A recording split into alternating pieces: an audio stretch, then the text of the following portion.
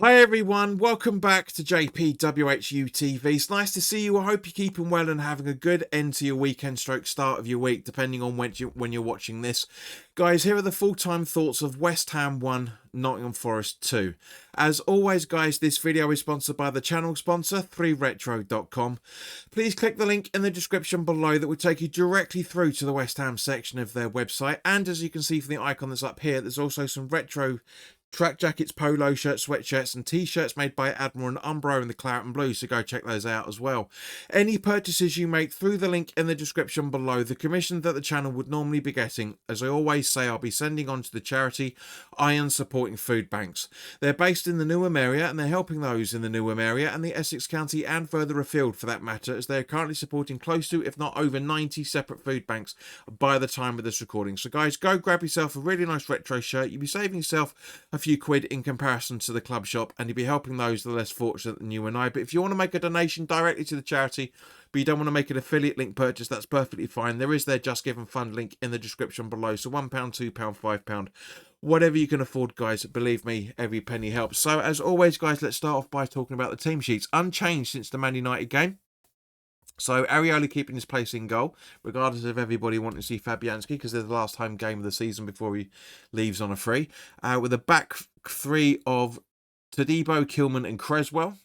Soufal and Areola as the wing backs with, what was it? Yeah, it was with Rodriguez and Ward-Prowse in the midfield, with Souček supporting Kudus and Bowen up front. So, yeah, to a degree, it made sense. In the opening few minutes, we had some good chances. Soufal gave a great ball to Souček. Unfortunately, their goalkeeper made an absolutely wonder save. But, guys, let's not mince our words on it. What the hell was Areola thinking in the first 10-15 minutes of that game, giving that ball straight to Gibbs-White? Kilman passes the ball back to Areola and trying to give it to Rodriguez. I give him credit for that. However, he's got a massive debit column coming now, passing it straight to Gibbs-White, and it's 1-0 straight away. Honestly, I've been trying to justify Areola for a long time, and don't get me wrong, before and after that, you know, for the majority of the game, he made some unbelievably good saves. Really, really good saves. So, you know, but that was such a schoolboy error. And for the first 15-20 minutes, that's all we were doing, is making mistake after mistake after mistake. And how Forest didn't capitalise and punish us on that, I'll never fucking know. I genuinely will never know. You know, the last home game of the season, and it was just the same old shit. It really, really was. It was embarrassing from that point of view. You know, going into the half-time break, and it was nil. It was, you know, we're 1-0 down. It was just bad. It was really, really was bad, and we're still rock bottom of the unrelegated sides. You know, obviously we're not, because Man United and Spurs are still below us.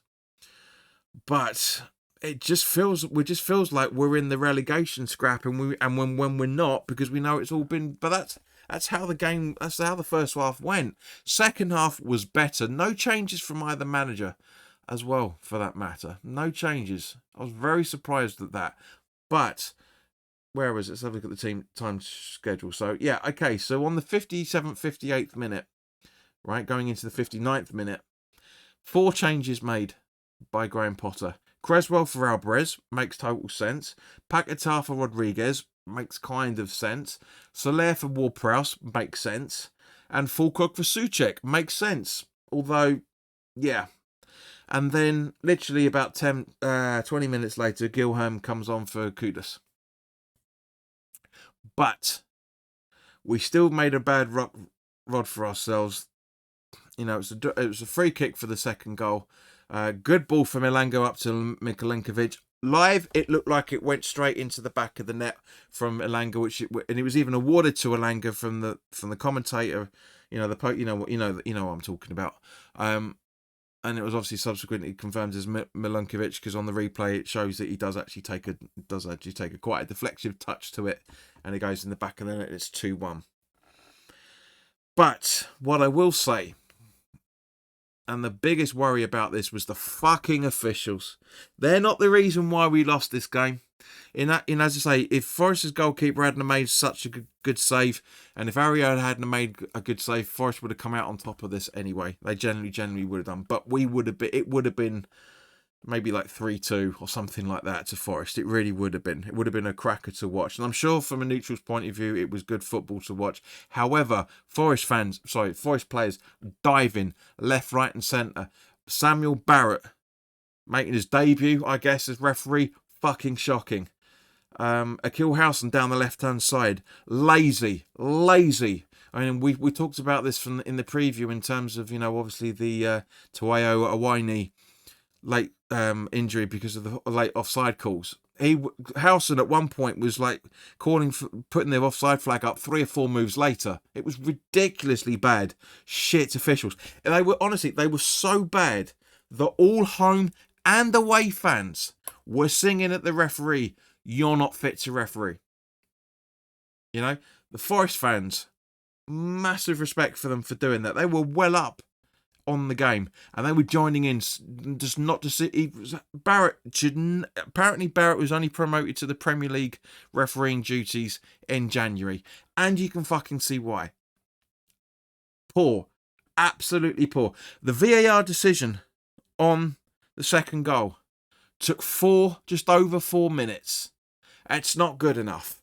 And the bullshit disclaimer that came up from the Premier League, they gave their decisions in the first paragraph, and you're like, fair enough. Second paragraph, semi-automated system was offline. Communication problems between VAR and the on-field officials, I should say. Or words to that effect, anyway. Poor. All round, fucking poor. This is the reason why I was going to wait for this and talk about it after the end of the season, but I'm going to tell you guys now, because some of you know, some of you don't. I'm not renewing my season ticket next season. It's got fuck all to do with the football. It's because I've had 6 jobs in the last 3 years, so I'm not renewing it. I don't know. Financially, I need to save every penny that I can possibly do. But thank you to everybody, of course, that's subscribed and smashed it. 3,100 subscribers. 200 or 300 in the space of 7 days. Thank you very much, guys. I really, really do appreciate it. But this is the reason. I mean, some of the guys around me saying, "Are you sure you're not going to renew next year, JP?" And I said, "What am I going to miss? This?" Not you guys, but pointing to the game. Honestly, the referee was so bad. He lost control 3 or 4 times in that, especially that second half, even before all the bullshit that was happening well into injury time. Soler got booked on the 106th minute. Alvarez got booked on the 105th minute. Paquetá on the 70th minute. Rodriguez on the 57th. So foul at the end of the first half. And Todibo on the 90th. And Todibo did nothing wrong. Genuinely nothing wrong. And even squared up to the referee and said, "What the fuck are you doing?" That's when everybody started singing. Honestly, it was so bad. So bad. The whole of the officiating system is corrupt. Genuinely corrupt. From everything, right? We make a tackle, it's a free kick to Forest. Forest make a tackle on us, play on. Bullshit. Total and utter bullshit. The whole system needs to be revised, and that's unfortunately is I say the main reason why I'm not renewing my season ticket is financial.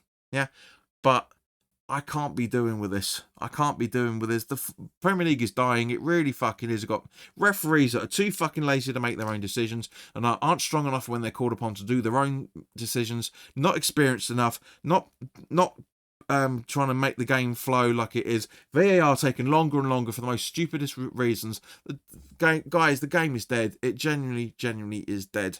But guys, thank you very, very much for watching. Apologies for me ranting on for so long. We've obviously got the Ipswich away game, the last game of the season on Sunday. The preview's going to be going up Thursday. I'm not going, for those that watch the Man United away game, the live stream that we did, I'm not going to do a watch along on Wednesday night. I'll be recording the preview for Thursday. So we won't be doing a watch along for the Europa League final. I might try and watch some of it, but I'm not going to do it. But guys, as always, put your comments in the comment section below. As I say, thank you to everybody that has subscribed over the last 7 days. It's been phenomenal growth, and long may it continue. Hopefully, you never know, if the growth keeps going on like that, I might be able to do this job full time. But you never know. But in the meantime, guys, enjoy the start of your week, I should say, because most of you are going to be seeing this and probably very early on Monday morning or some of you will be watching this Monday morning, depending where you are in the world. But guys, thank you very, very much for sticking around with us this length of time, and thank you to everybody that subscribed over the last 7 days, and thank you to everybody that keeps returning to this channel over the last 6-7 years. It really, really does mean a lot to me. But in the meantime, guys, have a good one, take care, and I'll see you soon. All the best now.